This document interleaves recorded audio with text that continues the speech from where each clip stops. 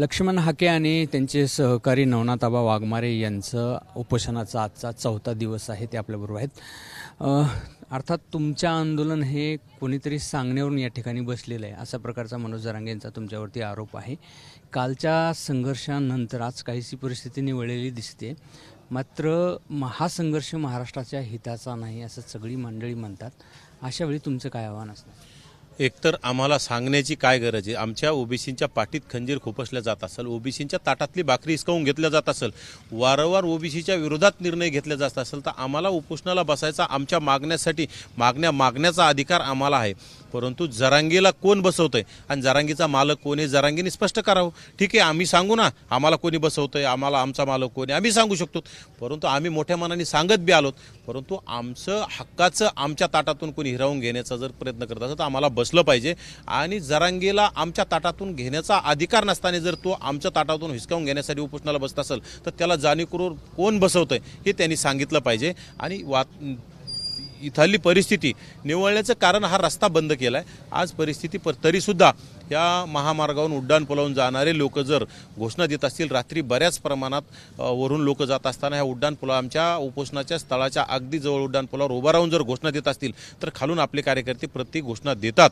आणि याचं जर कोणाला वावडं वाटत असेल तर अगोदर जरांगींच्या समर्थकाला जरांगींनी आणि जरांगींच्या मालकांनी आवर घालावा. आता ओबीसी समाज शांत बसणार नाही. जशाच तसं उत्तर देण्याची वेळ आलेली आहे. कारण जरांगीची झुंडशाही किती दिवस सहन करणार? अनेक गोरगरीब ओबीसी समाजावर मारहाण करण्याचं काम, ओबीसी समाजाचे व्यवसायावर जाळपोळ करण्याचे काम, गाड्या तोडफोड करण्याचं काम ह्या जरांगीच्या झुंडशाहीने केलं. परंतु येणाऱ्या काळात आता ओबीसी समाज हा जागा झालाय आणि आता तो येणाऱ्या काळात जशाच तसं उत्तर देण्यासाठी तयारीसाठी सज्ज झालेला आहे. मनोज जरांगेंनी उद्यापर्यंत अल्टिमेटम एक प्रकारे सरकारला दिलेलं आहे. एकतर मनोज जरांगेंनी अल्टिमेटम देण्याचा त्यांना अधिकार नाही. कारण त्यांनी 2 दिवसापूर्वीच उपोषण सोडलेलं आहे. एकही सलाईन घेतली तर माणसाचं उपोषण सुटत असतं. यांनी तर 4 सलाईन घेतल्यात. आणि कुठेतरी मुख्यमंत्री आणि मुख्यमंत्र्यांच्या दलाल असणाऱ्या मंत्रिमंडळाने याला सहकार्य करण्याची भूमिका ठेवून त्याला उपोषण दाखवायचं आणि या राज्याला वेटीस धरून जालना बंद, बीड बंद, हे बंद ते बंद करण्याचं काम जरांगेंनी आता बंद करावं आणि प्रशासनाने त्याचे लाड बंद करावेत. कुठंतरी तुम्ही उपोषण सुटलंच म्हणलं पाहिजे. आणि दोन्ही आंदोलकाकडं, दोन्ही समाजाकडं, सर्व समाजाकडं सारख्या नजरेनं पाहणं गरजेचं आहे. परंतु या राज्यातील जातीवादी मुख्यमंत्री, मटक्यावाला, गुटक्यावाला, दारूवाला, भूमाफियावाला मुख्यमंत्री हे फक्त मराठ्यांना पोषण्याचं काम जर करत असेल तर ओबीसी समाजाने याच्यातून बोध घ्यावा आणि येणाऱ्या काळात जशाच तसं उत्तर देण्याची भूमिका ठेवावी. मनोज जरांगेंची प्रकृती खालवत आहे आणि ते सरकारनं ते उपोषण सोडवावं अशा प्रकारच्या मागणीसाठी याच्या समर्थनार्थ कुठं मनोज जरांगेंच्या आज जालना जिल्हा बंदची हाक दिली. मनोज जरांगे यांची प्रकृती खालावत नाही. मनोज जरांगे जर प्रकृती खालावली असती तर पोपटासारखा बोलला असता का? पोपटासारखा बोलतो, कुठं शिवीगाळ करण्याचं काम करतो. ज्या माणसाची प्रकृती खालावत असते, खालावलेली असती, अशा माणसाला दुसऱ्या समाजाविषयी कुणाविषयी शिव्या देता येतील का? याच्या तोंडात याला जन्मताच शिव्यांचा बोळा दिला की काय असं आम्हाला वाटतंय. परंतु जरांगेने आता सहानुभूती मिळवण्यासाठी कुठेतरी समाजाची दिशाभूल करणं, मंत्रिमंडळाची दिशाभूल करणं आता थांबवावं आणि उपोषण सोडलेलं आहे असं जाहीर करावं.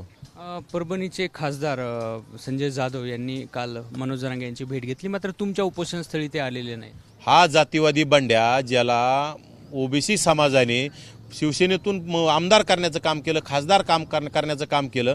यावेळी ठीक आहे, कमी झाला असेल, जास्त झालं असेल ओबीसीचं मतदान, परंतु तो मागच्या उपकार विसरून जातो. हा बंड्या अतिशय जातीवादी, पांडुरंगाचं नाव घेणारा, ढोंगी असणारा हा बंड्या आहे. त्यांनी फक्त त्याच्या पाहुण्याकडे जाण्याचं काम केलं, जातीकडे जाण्याचं काम केलं आणि हा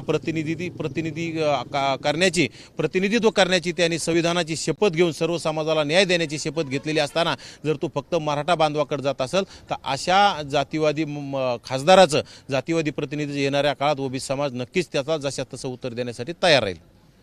एकूणच आज नवनाथाबा वाघमारे यांच्या उपोषणाचा आजचा 4था दिवस आहे आणि अशा वेळी कुठंतरी मनोज जरांगे यांच्यावरती टीका करत सरकार वेगवेगळी भूमिका घेत असलेल्या आणि ओबीसीकडे दुर्लक्ष करत असल्याचा आरोप देखील त्यांचा आहे. कॅमेरामन आयुबसह रवी मुंडे, एबीपी माझा, वडीगोद्री. एबीपी माझा, उघडा डोळे बघा नीट.